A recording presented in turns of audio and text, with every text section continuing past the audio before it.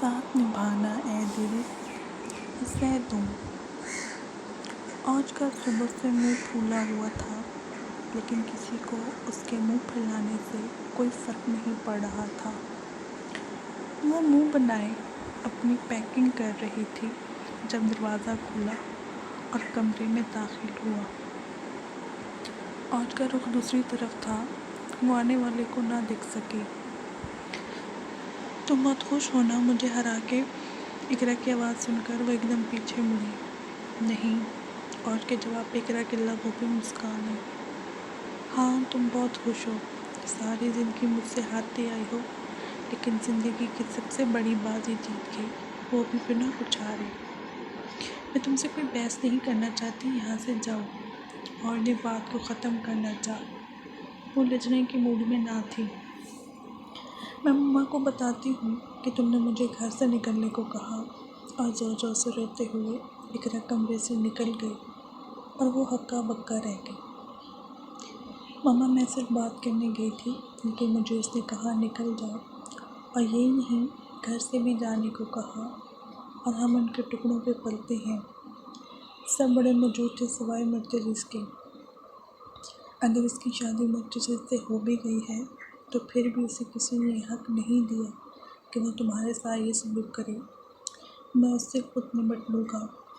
وکیل سے بھانجی کا رونا برداشت نہیں ہوا، ملازمہ کو آج کو بلانے بھیجا۔ جی بابا، اور نظر جھکا کے باپ کے سامنے کھڑی تھی۔ تمہاری ہمت کیسی ہوئی اسے گھر سے نکالنے کی؟ تم ہوتی کون ہو؟ وکیل نے دھاڑتے ہوئے پوچھا۔ بابا میں نے اسے کمرے سے جانے کو کہا، وہ آہستہ سے بولی۔ دو آوارہ آنسو پلکوں کی باڑ توڑتے ہوئے گالوں پہ آ گئے۔ وہ دل میں دعا کر رہی تھی کہیں سے مرتضی آ جائے اور اسے بچا لے۔ جھوٹ کا سہارا مت لو، میں تمہارا باپ ہوں اور اچھی طرح سے جانتا ہوں کہ تم کیسی ہو۔ اگر اگلی دفعہ کچھ ایسا ہوا تو میں مرتضی کا بھی لحاظ نہیں کروں گا۔ کون میرا لحاظ نہیں کرے گا؟ مرتضی کی آواز پر اور نے جھٹکے سے سر اوپر اٹھایا۔ وہ تیزی سے چلتا ہوا آج کے قریب آیا اور اسے اپنے باگھوں کے حلقے میں لیا۔ بھتیجے کو دیکھ کے وکیل نے آج والا واقعہ مرتضی کو بتایا۔ وہ خاموشی سے سنتا رہا۔ اگر آج کے بعد کسی نے بھی میری بیوی کے ساتھ اونچی آواز میں بات کی یا اس سے کچھ کہا تو میں اس کا لحاظ نہیں کروں گا، چاہے وہ میری بیوی کا باپ ہو یا میرا باپ ہو۔ اور وہ اوج کا ہاتھ پکڑ کے کمرے کی طرف بڑھ گیا۔ میرے سامنے تو تمہاری بہت زبان چلتی ہے، جہاں زبان چلانی چاہیے اور تم آنسو بہاتی ہو، ایسا کیسے چلے گا؟ مرتضی کے کہنے پہ اوج نے اپنی پلکیں اٹھائی۔ آپ کچھ نہیں کہتے، اگر باہر گھوموں گی تو مجھے مار ڈالیں گے۔ کوئی تمہیں نہیں مارے گا، اگر کوئی ہاتھ بھی اٹھائے گا تو وہ میرا جواب دہ ہوگا۔ اور آئندہ وہاں رونا مت، بلکہ اپنے حق کے لیے لڑنا، میں ہمیشہ ساتھ کھڑا رہوں گا۔ اب بھی یہیں رہنا ہے یا میرے ساتھ جانا ہے؟ مجھے یہاں سے دور جانا ہے، بہت دور، اوج خلاؤں میں دیکھتی ہوئی بولی۔ میں لے چلوں گا، مرتضی نے اوج کو گلے سے لگایا۔ وہ جانتا تھا کہ وہ وقتی آزادی چاہتی ہے۔ بیگم جلدی کرو، گھنٹے بعد فلائٹ ہے۔ تو اوج نے اس کے بازوؤں کا حلقہ توڑا اور اپنی پیکنگ شروع کی۔ سب سے مل کے وہ ایئرپورٹ کی طرف روانہ ہوئے۔ اوج کو ابھی تک نہیں پتہ تھا کہ وہ کہاں جا رہے ہیں۔ فلائٹ میں وہ سوتی رہی۔ ایسا لگتا ہے جیسے تم مہینوں سے نہیں سوئی۔ اسے اٹھتا دیکھ کے مرتضی منہ بنا کر بولا، تم کیوں میری نیند کے دشمن بن رہے ہو؟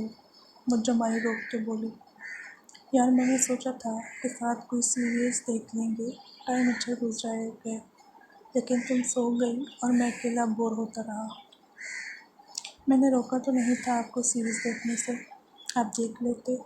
ویسے بھی میں سیریز نہیں دیکھتی، اگر اٹھی بھی ہوتی تو ناول پڑھ لیتی۔ کیا ملتا ہے تمہیں ناول پڑھ کے؟ مرتضی نے پھولے منہ سے پوچھا۔ وہی جو آپ کو سیریز دیکھ کے ملتا ہے، شان بے نیازی سے جواب دیا گیا۔ باقی لڑائی ہوٹل میں کر لیں گے، ساری لڑائی ایئرپورٹ پہ تو نہیں کرنی نا؟ مرتضی دل جلانے والی مسکراہٹ دیتے ہوئے بولا۔ کیا تمہیں میں لڑاکا لگتی ہوں؟ وہ بے یقینی سے اسے دیکھنے لگی۔ نہیں میری جان، تم تو بہت معصوم ہو، لیکن صرف دوسروں کے لیے۔ میرے تم لڑاکا جنگی طیارہ ہو۔ میں کچھ بھی بولوں تو تم حملے کے لیے پہلے سے تیار ہوتی ہو۔ بلکہ یہی نہیں، تم لڑائی کے لیے مجھے ڈھونڈتی ہو، باقی موضوع تمہیں خود ہی مل جاتا ہے۔ وہ دل جلانے والے انداز میں بولا۔ وہ دونوں بینکاک ایئرپورٹ پر کھڑے لڑ رہے تھے اور ہر آتا جاتا انہیں دیکھ رہا تھا۔ وہاں کسی کو ان کی بولی سمجھ نہیں آ رہی تھی، اس لیے کوئی بھی انوالو نہیں ہو رہا تھا۔ ایک ٹیکسی ان کے بالکل قریب آ کر رکی تو ان کی زبان کو بریک لگی۔ Sir and ma'am, where are you both going? Taxi driver نے انگلش میں پوچھا تو آج کی آنکھیں کھلی کی کھلی رہ گئی۔ اگر ٹیکسی ڈرائیور انگلش بولتا ہے تو باقی سب بھی انگلش بولتے ہوں گے، اور وہ مر مر کے انگلش میں پاس ہوتی تھی۔ You have to go to Mandarin Oriental Bangkok. Okay sir, I will leave you both there. Driver کے کہنے پہ متجد اور آج کار میں بیٹھ گئے اور وہ دونوں پھر اپنی منزل کی طرف روانہ ہوئے۔ آج کھڑکی کھول کے باہر کی طرف دیکھنے لگے۔ انتہائی صاف ستھرے روڈ تھے۔ وہ انہیں دیکھنے میں مگن ہو گئی۔ مرتضی ڈرائیور کے ساتھ باتوں میں مگن ہو گیا۔ کار رکنے پہ وہ چونکی اور نیچے اتری۔ مرتضی ڈرائیور کے ساتھ سامان نیچے اتار رہا تھا۔ وہ ان دونوں کی طرف متوجہ نہیں تھی۔ وہ تو سامنے موجود لڑکیوں کو دیکھ رہی تھی جو کہ شارٹ ڈریس پہنی ہوئی تھی اور بنا دوپٹے کے گھوم رہی تھی۔ ہوٹل کی بلڈنگ جتنی خوبصورت بلڈنگ اس نے اپنی زندگی میں نہیں دیکھی تھی۔ سامنے لان میں کھجور کے درخت موجود تھے۔ وہ قدرت کی اتنی خوبصورتی دیکھ کے حیران تھی۔ راہداری سے ہو کے وہ دونوں ریسیپشن پہ پہنچے اور وہاں سے اپنے روم کی چابی لے کر لفٹ کے ذریعے روم میں پہنچے۔ روم ایک ڈبل سٹوری بیڈ موجود تھا، شاید وہ نیولی ویڈنگ کپل کے لیے روم تھا۔ پورا کمرہ غباروں اور پھولوں سے سجا ہوا تھا۔ بیڈ پہ گلاب کے پھولوں کی پتیاں پڑی ہوئی تھیں۔ یہ سب دیکھ کے اور نے مرتضی کی طرف دیکھا جو پہلے سے اسے ہی دیکھ رہا تھا۔ کیا ہوا، اتنا منہ کیوں کھول کے ہر چیز کو کیوں دیکھ رہی ہو؟ تو مجھے کہاں لے آئے ہو؟ بینکاک، مسکراتے جواب دیا گیا۔ یہ جگہ عجیب ہے، یہاں لوگ آدھے کپڑوں میں گھوم رہے ہیں، تمہیں مجھے ایسی جگہ نہیں لے کر آنا چاہیے تھا۔ یار، ہم دونوں جہاں صرف گھومنے آئے ہیں، نہ کہ لوگوں کو دیکھنے آئے ہیں۔ تم ریلیکس ہو کر ہو، میں تمہارے ساتھ ہوں۔ کیا تم پہلے بھی یہاں آ چکے ہو؟ اس نے آبرو اچکاتے ہوئے پوچھا۔ ہاں، آج 2 دفعہ دوستوں کے ساتھ۔ ویسے تو لوگ یہاں اکیلے آتے ہیں، بیویوں کو نہیں لے کر آتے، لیکن میں تمہیں یہاں لے کر آیا ہوں تاکہ اکٹھے انجوائے کر سکیں۔ میں لوگوں کی طرح کپڑے نہیں پہنوں گی، کسی ڈر کے تحت وہ اچانک بولی۔ تمہیں لگتا ہے کیا کہ میں تمہیں ایسے آدھے کپڑے پہننے دوں گا؟ کبھی بھی نہیں، تم میری ہو، مجھے اتنا بھی برداشت نہیں ہوتا کسی کی نظر تم پہ پڑے۔ ہمیشہ تمہیں خود میں چھپا کے رکھنا چاہتا ہوں۔ وہ شدت پسندی سے بولا تو آج خاموش ہو گئی۔ چلو فریش ہو جاؤ، ابھی ریسٹ کر لیتے ہیں، شام کو گھومنے چلیں گے۔ تم کہاں سو گئے؟ گھر میں تو اسٹڈی روم میں سوتا تھا، لیکن یہاں ایک کمرہ تھا تو اور نے پریشانی سے پوچھا۔ اس کا ایک مسئلہ حل ہوتا تو دوسرا کھڑا ہو جاتا تھا۔ آج ہم دونوں ایک ہی بیڈ پہ سوئیں گے، اب سے تم میرے ساتھ سونے کی عادت ڈالو۔ مرتضی اس کو ڈریس دیکھ کے اپنے کپڑے نکال کے خاموشی سے واش روم کی طرف بڑھ گئی۔ مرتضی تھکا ہوا تھا، وہ فوراً سو گیا، لیکن آج پورا راستہ سوتی ہوئی آئی تو اسے نیند نہیں آ رہی تھی، تو وہ نیچے آ گئی۔ وہ سیڑھیوں سے نیچے آئی، سامنے سے خوبصورت سا فوارہ نظر آیا تو وہ جا کر اس کے کنارے بیٹھ گئی۔ لوگ آپس میں باتوں میں مگن تھے، کوئی پکس بنا رہا تھا، کوئی گھوم رہا تھا، لیکن وہ صرف پانی کو دیکھ رہی تھی اور اس سکون کو محسوس کر رہی تھی جو اسے گھر کے باہر مل رہا تھا۔ وہ تو ہمیشہ پڑھتی آئی تھی کہ گھر سے زیادہ سکون کہیں نہیں ملتا، لیکن اسے ہمیشہ غلط لگتا تھا کیونکہ کبھی اسے گھر میں سکون نہیں ملا تھا، اسے ہمیشہ باہر سے زیادہ پیار ملا تھا۔ گھر میں بچوں کے علاوہ کوئی اسے پیار سے بات نہ کرتا تھا، لیکن شادی کے بعد اسے گھر میں تھوڑا بہت سکون مل جاتا تھا، لیکن یہاں وہ بنا کسی ڈر کے بیٹھی تھی۔ وہ 2 گھنٹے وہاں بیٹھی رہی۔ سورج ڈوبنے کا منظر بہت خوبصورت تھا، پورا ہوٹل روشنیوں سے جگمگا رہا تھا، ایسے لگتا تھا کہ دن ہے۔ وہ آہستہ سے اٹھی اور اپنے کمرے کی طرف بڑھی، لیکن وہ غلط فلور پر پہنچ گئی۔ سامنے ہی ورکر اسے نظر آئی جو اس کی طرف آ رہی تھی۔ Madam, do you need something? No, اس نے یک لفظی جواب دیا۔ Ma'am, which floor is your room on? مجھے یاد نہیں، میں مرتجز کے ساتھ ہوں۔ Ma'am please speak in English so I can help you. اسے سمجھ آ رہی تھی لیکن اسے انگلش بولنا نہیں آتی تھی۔ اس نے ادھر ادھر دیکھا، کوئی بھی لوگ اس کی طرف متوجہ نہیں تھے۔ My English is not good but I try to speak. I come with مرتجز but I don't know my room number. وہ نہیں جانتی تھی کہ وہ غلط بول رہی ہے صحیح، لیکن ورکر اس کی بات سمجھ گئی تھی۔ Okay ma'am come with me. اس نے جا کر ریسیپشن سے بات کی، پھر روج کو لے کر لفٹ میں آئی اور لفٹ جس کمرے کے سامنے رکی وہ انہیں کا تھا۔ دس از یور اپارٹمنٹ۔ روج کمرے میں داخل ہوئی، سامنے مرتجز کھٹکے کی آواز پہ اٹھا۔ تم کہاں گئی تھی؟ حیرانگی سے پوچھا گیا۔ نیچے۔ کیا تمہیں اپارٹمنٹ نمبر یاد تھا؟ ہاں مجھے یاد تھا، 47 نمبر اپارٹمنٹ ہمارا ہے۔ چلو ٹھیک ہے لیکن خیال سے جایا کرو، آئندہ اگر جانا ہو تو مجھے بتا کر جایا کرو، ورنہ میں انجان ملک میں تمہیں کہاں ڈھونڈوں گا، وہ فکر مندی سے بولا۔ ٹھیک ہے چلو میں تیار ہو جاؤں پھر تمہیں گھمانے لے جاتا ہوں۔ اوکے۔ تم آپ ہمیشہ کہتی تھی کہ مرتجز میرا ہے، اسے مجھ سے کوئی نہیں چھین سکتا، لیکن دیکھیں اب وہ آج کے ہے۔ اس نے مجھ سے چھین لیا، میں مرتجز کے بغیر کیسے رہوں گی؟ اقرا ماں کی گود میں لیٹی ہوئی تھی، بولی، اس کی آنکھیں سوجی ہوئی تھیں۔ میری جان، مرتجز پہ دنیا ختم نہیں ہوگی، میں اپنی بیٹی کے لیے کوئی شہزادہ ڈھونڈوں گی جو میری بیٹی کا خیال رکھے گا۔ لیکن ماں میرے دل کو تو مرتجز چاہیے نا، شاید ماں ہمیں ہمارے منوں کی سزا ملی ہے۔ ایسا نہیں کہتے بیٹا، تمہارا نصیب بہت سے زیادہ اچھا ہوگا۔ ویسے بھی اگلے مہینے سے تمہاری یونٹ اسٹارٹ ہو رہی ہے، فل انجوائے کرنا، اور وقت آنے پہ میں اپنے بیٹے کی اچھی جگہ پہ شادی کر دوں گی، مرتجز کو بھول جاؤ۔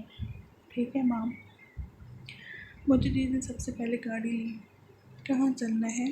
پارک۔ فوج کے ساتھ پارک میں آ گیا، وہ بہت پیارا پارک تھا۔ ایک طرف بچے فٹ بال سے کھیل رہے تھے، سامنے بینچ پہ ایک بوڑھا جوڑا بیٹھا تھا، ہر طرف سے کپل سیلف قدمی کر رہے تھے۔ انہیں دیکھنے میں اتنی بزی تھی، چونکہ جب مرتجز اس کے سامنے آ گیا تو اسے گلے سے لگا لیا اور زور سے ایک بال آ کر مرتجز کی کمر پہ لگی۔ اسے سمجھنے میں 1 منٹ لگا۔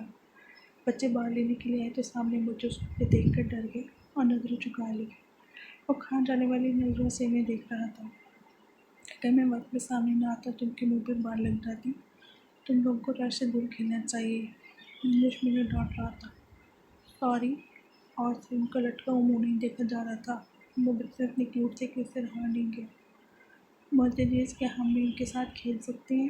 وہ چونکا۔ تم نے کھیلنا ہے؟ مرتجز کی چلو کھیلتے ہیں۔ تو تھوڑی دیر بعد مرتجز اور کا بھی بچوں کے ساتھ شور تھا، وہ بچوں کے ساتھ آدھا گھنٹہ کھیلتے رہ گئے، پھر وہ دونوں ایک بنچ پر آ کر بیٹھ گئے۔ کتنا مزہ آیا نا؟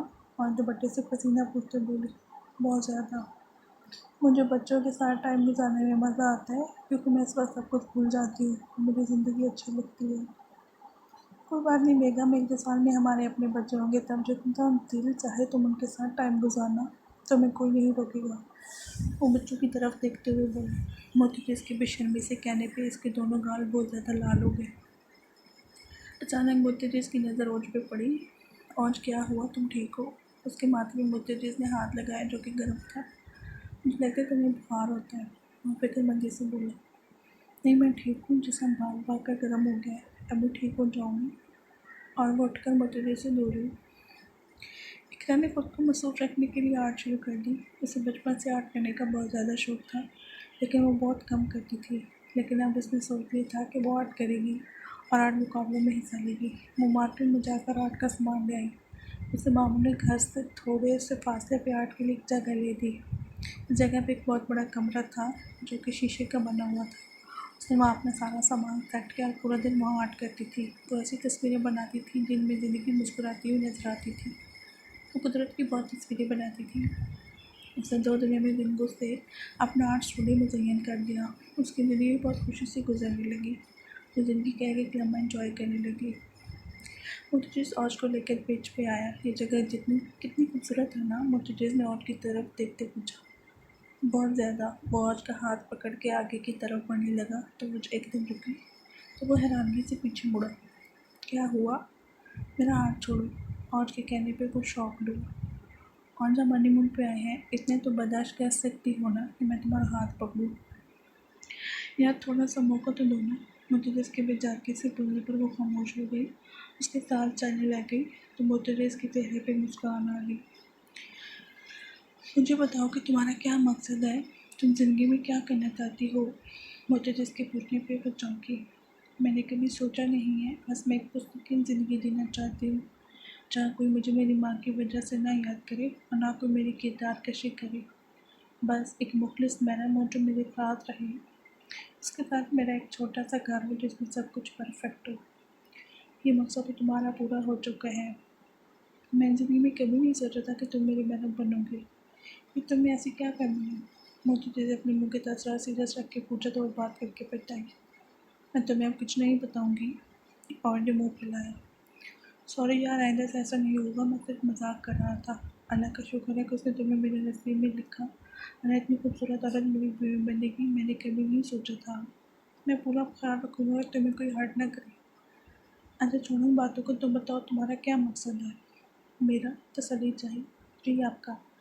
میں زندگی بہت کچھ کرنا چاہتی ہوں۔ میں بابا لوگوں کا سارا بوجھ خود اٹھانا چاہتا ہوں اور بہت سارا پیسہ کمانا چاہتا ہوں تاکہ میرے گھر والے سکون کی زندگی گزاریں۔ پیسہ تو پہلے بھی ہمارے گھر میں بہت ہے، اور اس کے کہنے پہ بھی مسکرائے۔ پیسہ جتنا بھی جاتا ہے اتنا ہی کم ہوتا ہے۔ ہم جہاں رہتے ہیں وہاں سے پیسے کو سلام کیا جاتا ہے۔ معترض کی بات اور کو پسند آئی۔ پیسہ سب کچھ نہیں ہے، وہ متنفر ہوئی۔ پیسہ ہی سب کچھ ہے، معترض کو اس سے بولا تو وہ خاموش ہوئی۔ ویسے میری زندگی ایک اور مقصد بھی ہے، اب میں سوچ رہا ہوں صرف اسی مقصد کو پورا کروں، باقی سب کچھ چھوڑ دوں۔ کون سا مقصد؟ وہ ہر وقت اسے حیران کر دیتا تھا۔ تمہیں پیار کرنا۔ اور اس کو توقع نہیں تھی کہ وہ ایسی بات کرے گا، اور نے چلنا شروع کر دیا۔ تم اتنے سارے باہر رہے، کیا وہاں تمہاری کوئی گرل فرینڈ نہ تھی؟ بہت ساری تھی۔ معترض کے جواب پہ اور کی آنکھوں میں مرچی چبھنے لگی۔ اگر تھی بھی تو وہ دل رکھنے کے لیے نہ نہیں کہہ سکتا تھا۔ تمہیں کو یہاں لے آتے نا، جب وہ دل سے بولا گیا۔ یار وہ تمہاری جتنی مجھے عزیز نہ تھی، اگر ہوتی تو ضرور نکاح کر لیتا۔ وہ صرف دوستیں تھیں۔ جو بھی ہوں۔ وہ لینڈ کہہ رہا ہے تو موسم بہت زیادہ خراب تھا، بادلوں کی گرجنے کی آواز تھی، اور اس کو بارش بہت پسند تھی، لیکن اسے گرج چمک نہیں پسند تھی۔ اسے بہت زیادہ ڈر لگتا تھا۔ اور جیسے جب اپنے اپارٹمنٹ میں پہنچے تو آج پہلے میں موجود کمرے میں گھس گئی۔ اس نے نوٹ نہیں کیا کہ اندر کوئی شور نہیں آ رہا تھا، لیکن وہ ڈر رہی تھی۔ کل تو وہ معترض اپنے بھی تکیے رکھ کے سوئی تھی، لیکن آج ایسا کچھ نہیں کیا۔ معترض نے بھی اسے نہیں بتایا کہ روم ساؤنڈ پروف ہے۔ وہ خاموشی سے سو گیا۔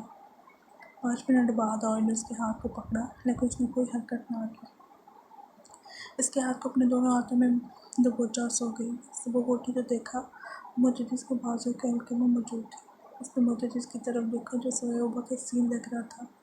اس کے بال ماتھے پہ پھیلے ہوئے تھے، گہری کالی آنکھیں بند تھیں۔ اس کے چہرے پہ داڑھی تھی، اور نے ایسا سے داڑھی پہ ہاتھ رکھا اور ایسا سے پھر اس کے حلقے سے باہر نکل گئی اور فریش ہونے لگی۔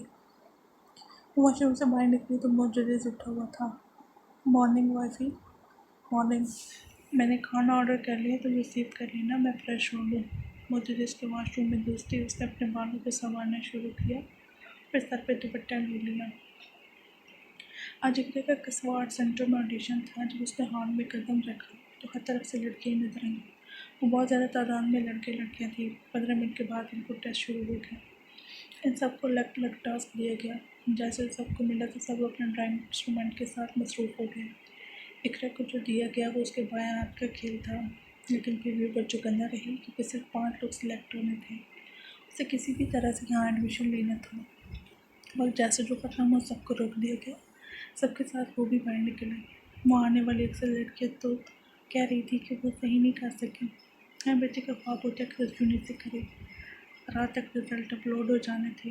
سب لوگ اپنے گھروں کی طرف روانہ ہوئے۔ اقرا بھی گھر آ گئی۔ رات کو 10 بجے رزلٹ آؤٹ ہوا، جس میں پہلی پوزیشن اقرا کی تھی۔ ماما ماموں میں نے فرسٹ پوزیشن لی ہے۔ وہ خوشی خوشی جھوم رہی تھی۔ میرا ایڈمیشن ہو گیا ہے۔ وہ بہت زیادہ ایکسائٹیڈ تھی۔ بیٹا اگر تمہارا ایڈمیشن نہ بھی ہوتا پھر بھی ہم کروا لیتے۔ اتنا محنت کیوں کی؟ ایک دفعہ ہمیں بتا دیتی۔